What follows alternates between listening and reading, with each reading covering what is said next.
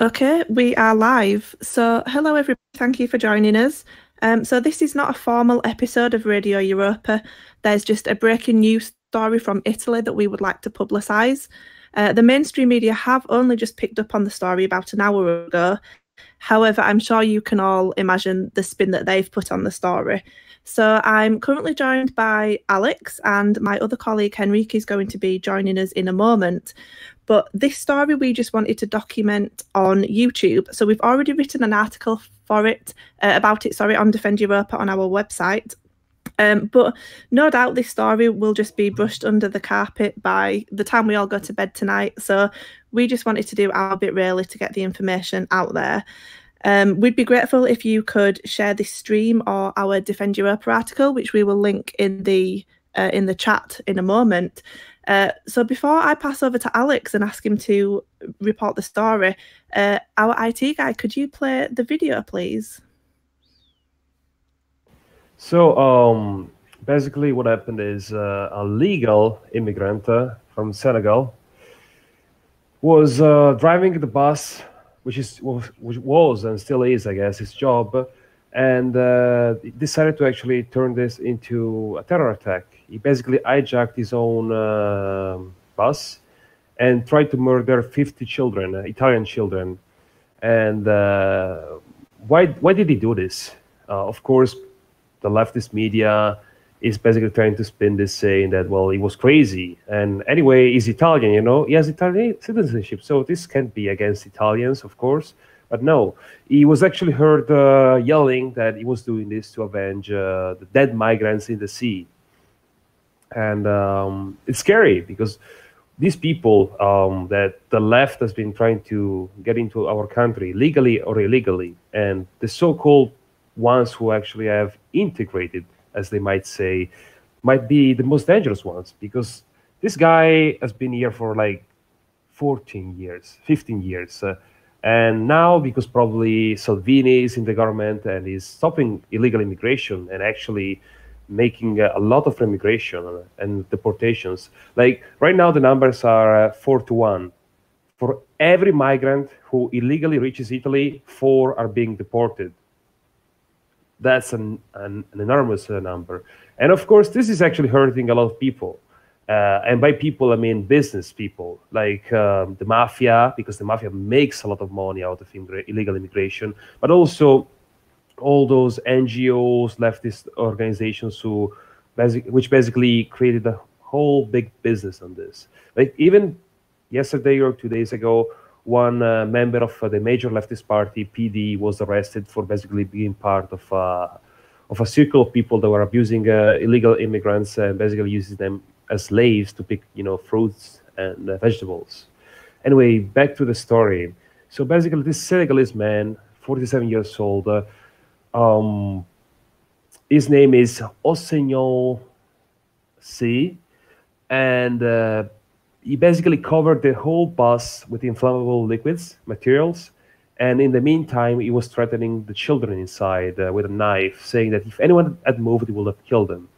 Luckily, while the terrorist was trying to set the fire, one brave child actually managed to call the police, and both the firemen and the police managed to reach the accident area quite fast. And one policeman, member of the Carabinieri, which is basically the Italian military police, managed to break one window of the bus with his own bare hands and started saving children.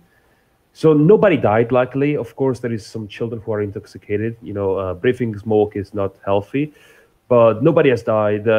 But I think this episode is showing how the climate is changing, like how people feel, both, of course, Europeans and natives, but also the migrants, how the radicalization and the violence is spreading. And this is a direct consequence of multiculturalism. This is what multiculturalism breeds. Pure violence. That's how I said it.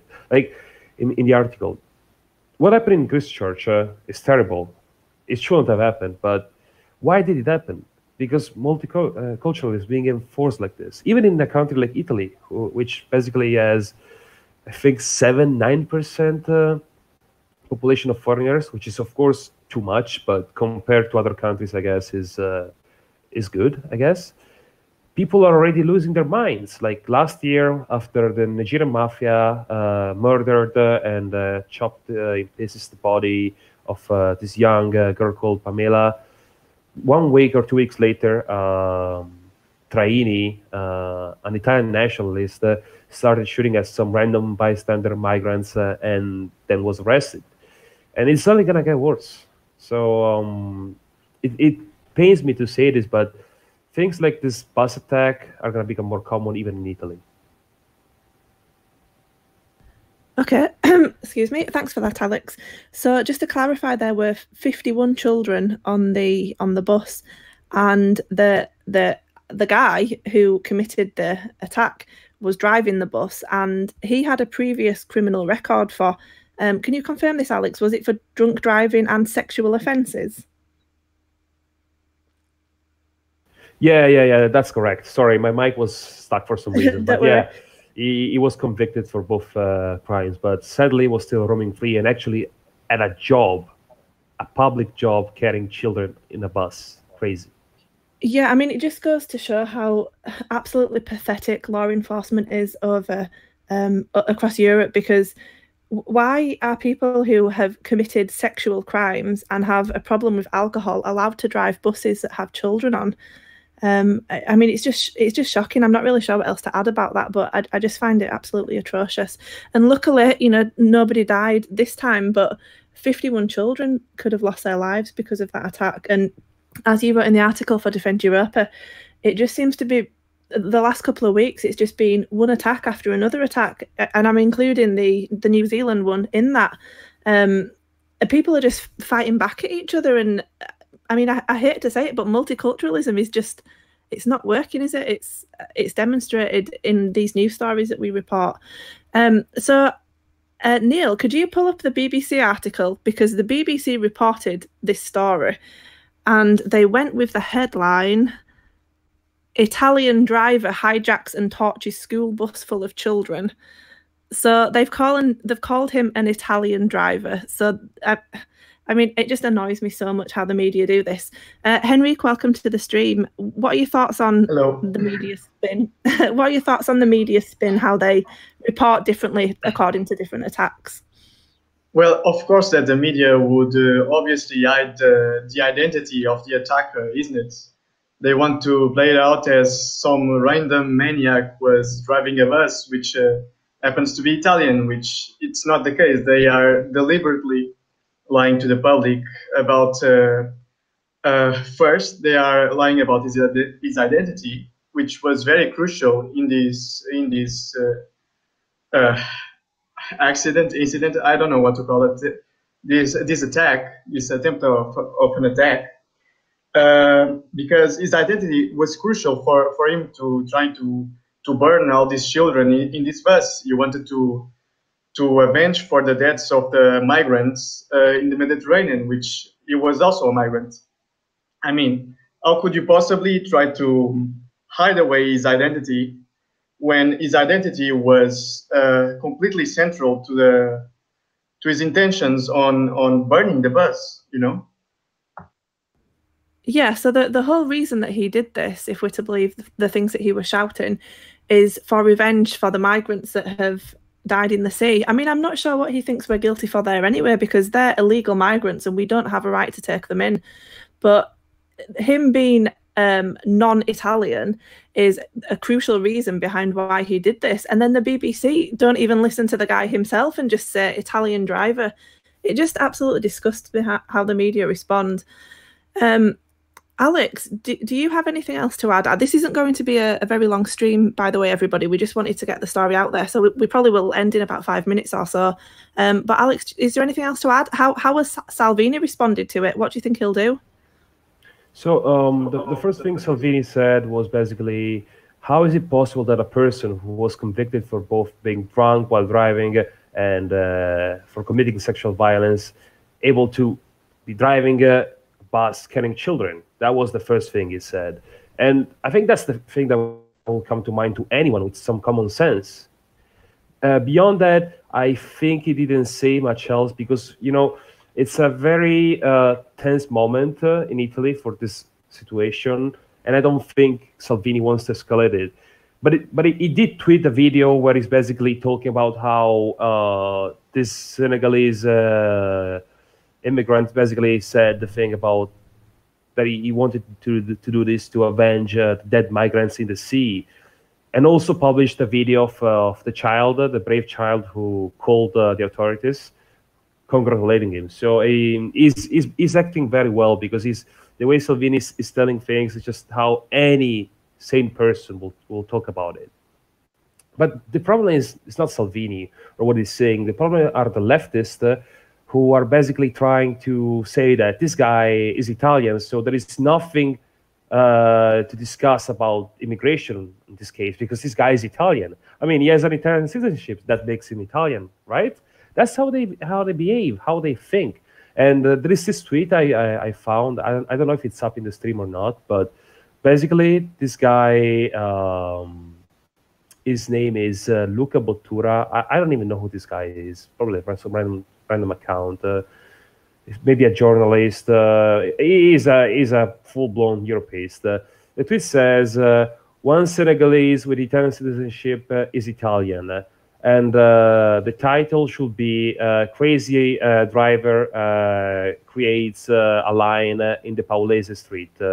Nothing else. Oh, and by the way, our Minister of the Interior is a racist. Like, can you believe these people? I can't. Like, sometimes when I read these things, of course, I do feel angry, but not just angry. I feel astonished by the fact that these people actually exist. They're actually real. Yeah, well, I can believe it because I made a video on my YouTube channel about repatriation a week or so ago, and I didn't take it very far at all. I only talked about deporting illegal people and criminals. And the left found the video and they weren't happy with it, and they were like, you can't deport people. But why would you want to keep criminals in your country? If you can legally deport them, why would you choose not being called racist over people who are sexual criminals and, you know, people who are committing acts of violence on children and stuff? It just blows my mind. Henrik, sorry, you were about to speak and I interrupted you. Yeah, I was going to say that this is the classic case when a friend, quote-unquote friend, got invited to a party, which means Italy or country, and wanting to keep the door open for the rest of his friends to come in and settle in, you know. He was so upset about his migrant friends not being able to join in to the country or to Europe that he tried to set the bus on fire.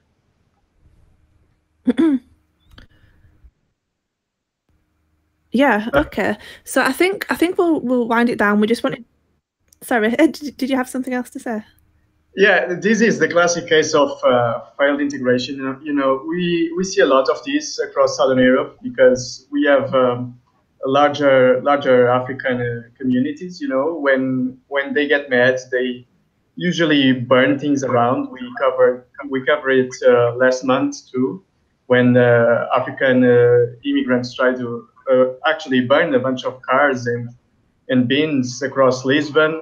It also happened in Madrid last year after police violence against a Senegalese, I think, or from Gambia, from somewhere in West Africa, where the seller couldn't sell his products in the middle of the square. The police ended up beating him. He got, I think, very, very injured in the incident, and there was a whole week of riots about it. So, you know, very, very violent things when people of African descent and immigrant descent don't get what they want, you know. Yeah, I mean, we're seeing more and more violence just every day. Even just in Britain with the knife crime in London. Obviously, we had the New Zealand attack, and then was the other one where 3 people died yesterday or the day before, and then we've got this today. I mean, luckily, I'm just so thankful that the children didn't get killed. But if he was successful, it would have been 51 dead children. I mean, look at the state of the bus. I think it's absolutely awful. Okay, I think we're going to wind it down then because we just wanted this to be a short episode. Yeah, Laura, sorry if I interrupt you. I just want to say one last thing. I think it's breaking. I just found the link myself. Basically, it's saying the news are saying that considering one of the recent laws created and applied by the Salvini government called Decreto Sicurezza, basically there is a possibility that this guy is going to lose his Italian citizenship. This was a law. Part of this law was created especially for foreign fighters, because this is a thing that probably you guys in the UK, Laura, have experienced much more than us.